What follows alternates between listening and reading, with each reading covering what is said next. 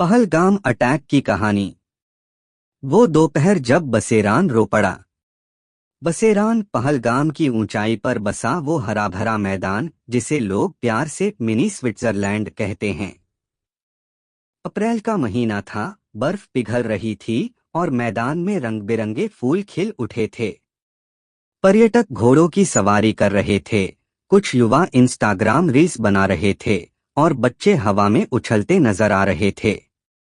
माहौल में सुकून था या शायद सिर्फ दिखाई देता था। दोपहर के करीब 2:30 बजे हल्की सी सरसराहट हुई। कुछ पर्यटकों ने सोचा कि हवा का रुख बदल रहा है, लेकिन यह हवा नहीं थी, यह मौत की आहट थी।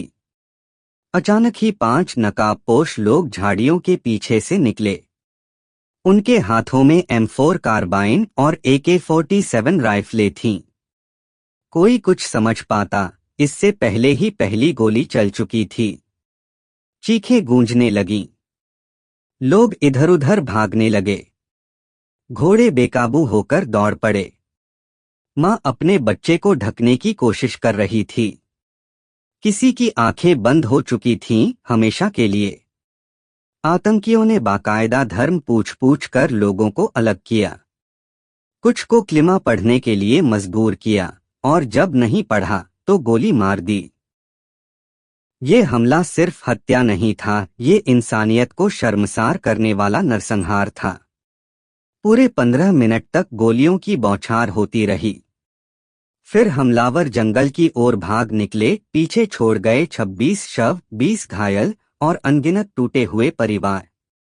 कुछ लोग किसी चमत्कार से बच निकले, जैसे दिल्ली के वर्मा परिवार की बेटी नेहा, जो अपनी मां के शव के नीचे छिपी थी, या कश्मीर के गाइड आरिफ, जो खुद घायल होकर भी 3 बच्चों को बचाकर नीचे ले आया। उस शाम बसेरान बिल्कुल खामोश था।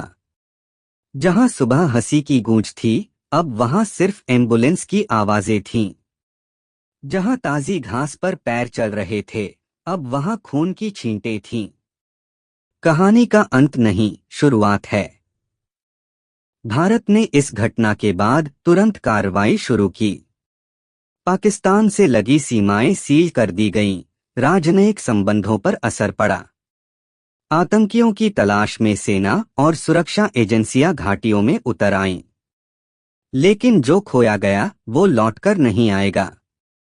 बसेरान अब सिर्फ एक पर्यटन स्थल नहीं रहा, वह एक याद है, एक घाव है।